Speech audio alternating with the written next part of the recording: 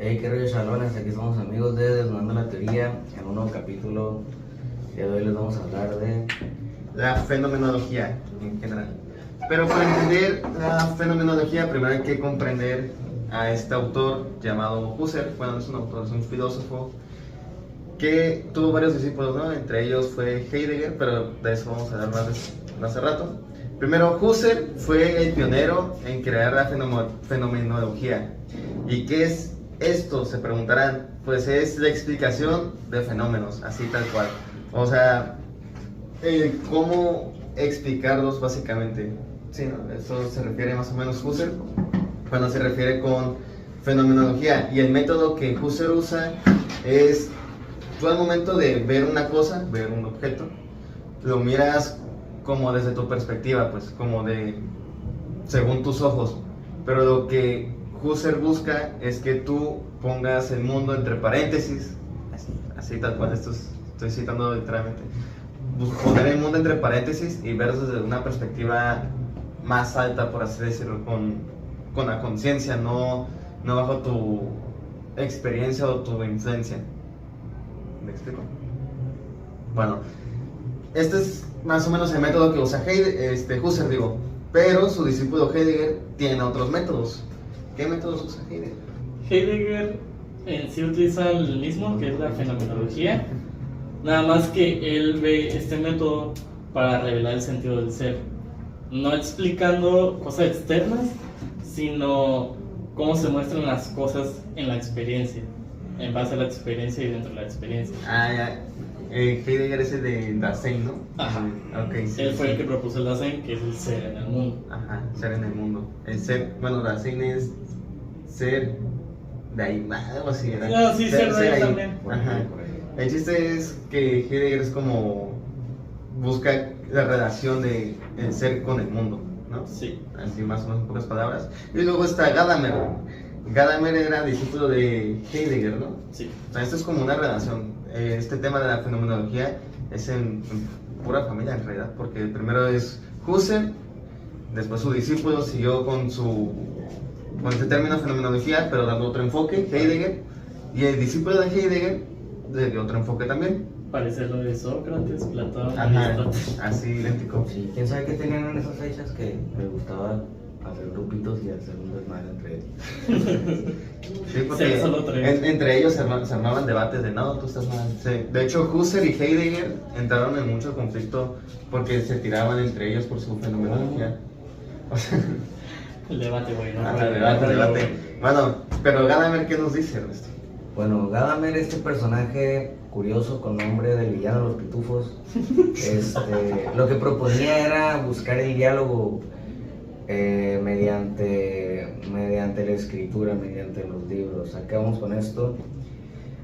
A que cuando tú estuvieras leyendo un libro de que, no sé, un ejemplo, un libro de historia, te lo quiero poner.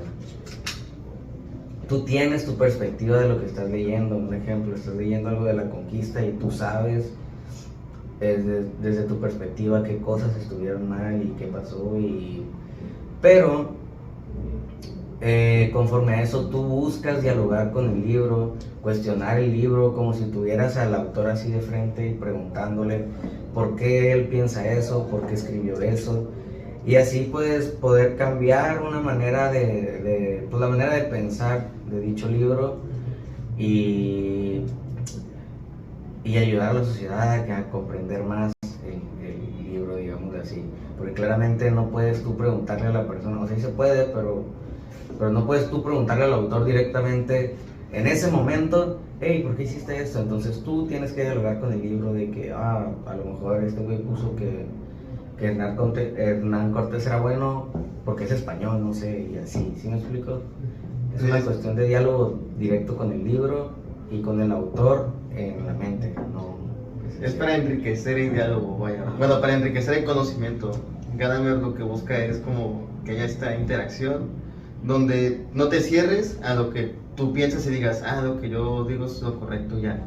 No, Gadamer busca que tu perspectiva se fusione con la perspectiva del autor del libro y así enriquezcas tu conocimiento o cambies tu perspectiva de lo que pensabas, ¿no? O sea, porque a lo mejor lo que tú pensabas de que Hernán Cortés era malo, estás erróneo. Y ya leyendo el libro dices, ah, no, Hernán Cortés capaz sí es bueno, capaz sí hizo mejores cosas. Es un ejemplo nada más, ¿verdad? Hay que ser auténtico. Ajá. O sea, Hablando de autenticidad, Heidegger propone que el Dasein tiene dos modos de ser, güey. El inauténtico y el auténtico. El auténtico dice que es apropiarse de la propia existencia. ¿Qué querrá decir eso? es muy confuso porque creo que te puede explicar más fácilmente qué es el inauténtico y de ahí podemos partir para explicar el auténtico. Con apropiarse ¿cómo es? Apropiarse de la propia de existencia. la propia existencia, creo que se refiere mucho más a entender cómo suceden las cosas, analizarlas y tomar en cuenta y retroalimentar unas con otras. Hacer una correlación de cómo sucede y por qué sucede. Ok, como, pues sí, atar todo el sentido, ¿no? O sea, como dar el sentido de, esto pasó. Hacer una conexión entre todo lo que pasa. Eso, pues yo no pensé eso. No sé, yo pensaba en algo auténtico como, no sé, tener tu propio pensamiento de lo que pasa en... Ser original. Ajá, tener un pensamiento diferente a los demás, aunque estés erróneo. Pero claro, Aunque ser eso también auténtico, piensen los demás. ser auténtico no se refiere a eso, Heidegger no se refería a eso como tal, ¿no? Pero ¿qué es un ser inauténtico? Un ser inauténtico es básicamente ser uno más. Más que nada, pensar como los demás. Compartir la misma forma de actuar, Caer de en pensar una- ante cualquier situación. Eso es justo lo que es caer en la rutina, ¿no? Sí. Ser un godín más en la vida, Sí. así tal cual. Vestir el mismo traje que todos, la misma empresa que todos hacen. Ser una oveja del rebaño. Ajá, O- justamente eso. La escuela, ¿no? Eso Todos es vistiendo el mismo ser uniforme. auténtico. Nosotros somos auténticos porque sí.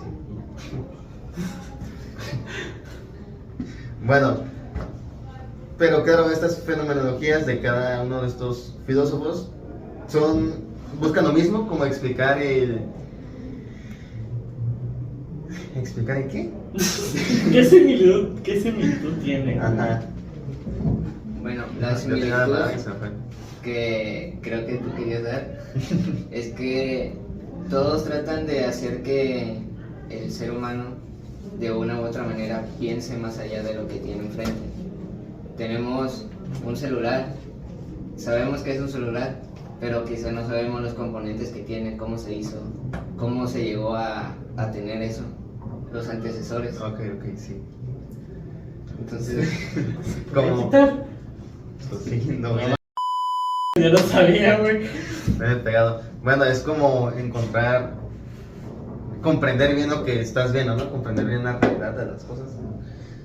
Bueno, entender los fenómenos que pasan. Sí, a eso yo puedo entender, o sea, que es como comprender lo que pasa a tu alrededor, las acciones que hay. Bueno, pero claro que esa es la similitud que hay, pero claro que estas filosofías también son diferentes. ¿En qué se diferencian, Axel?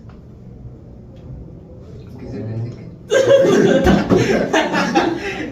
¿En qué se diferencia la fenomenología de estos De cada tres uno de changos? los tres. Ajá. Ok, tenemos a Husserl, Sí. que es el que usa la reducción fenomenológica, que es el epogé. Entonces él se basa en todo esto, en poner el mundo entre paréntesis Ajá, sí. y mirar la realidad. Mirar más allá, Ajá. como mirar Después, de otra perspectiva. con Heidegger, pues, es el Dasein, estudiar más el ser humano y asimismo mirar hacia adentro.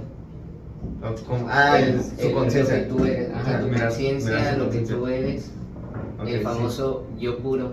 Oh, Uf. qué profundo,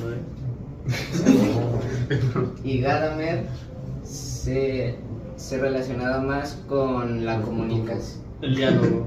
El Gadamer, sí. El diálogo, y con el diálogo viene la comunicación, la manera de entregar las cosas para que todos lo entendamos.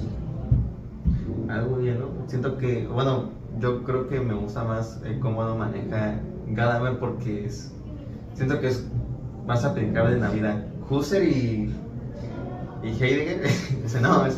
Ah, ¿no? Ese no. Bueno, Husserl y Claro. Heidegger realmente Gracias. siento que es como muy complejo entender su fenomenología, a mi parecer. Siento que es más fácil entender a Gadamer. O sea, Más fácil. Ajá. Creo que, Como entender a qué se refiere con su fenomenología, a dónde quiere llegar. creo que quizás es más fácil entender a Gadamer por el simple hecho de que es discípulo del discípulo. Tiene la resumen de resumen. Sí, resumió y resumió. Sí. Resumió al cuadrado. Prácticamente es eso. Tenía el chat GPT de antaño.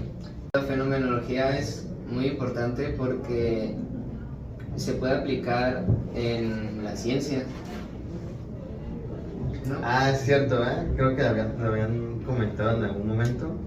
O, bueno, lo había visto. Y con las ciencias también tenemos las enseñanzas. Tú vas a la escuela que te enseñen Para que no, es que ¿sabes qué? Creo que estás erróneo. Porque según yo, estos tres personajes estaban en contra de la ciencia moderna. Ah, ya me acordé. Yo no. Porque resulta que ellos dicen que la ciencia moderna como que cada vez se va enfocando más en una sola cosa, más enfoque en algo Ah, ok, chiquito ya, sí, sí. y no tiene, como que llega un momento donde tú quieres validar algo y vuelves a lo mismo, a la misma duda. Se enfoca más porque las ciencias modernas tratan de encerrarte en una sola idea, en un solo pensamiento. Ujú. Entonces lo que tratan de hacer ellos es que abras la mente y pienses más allá de lo que te enseñan. No solo, ajá, no. Por eso es que están en contra de la ciencia, porque la ciencia te está encerrando y ellos con su fenomenología buscan hacer que tu mente vaya más allá. Sí, en pocas palabras, es de que tú piensas esto y preguntas más, no cuestiones. Eso es lo correcto y ya estás chingando. Lo de siempre, ¿no? Ajá, lo de toda la vida. Y realmente, pues sí, la ciencia nos da la verdad, pero es cierto que... Siempre hay que cuestionar la ciencia. Sí, es cierto que la ciencia puede variar, o sea, puede ser errónea, pero independientemente a eso,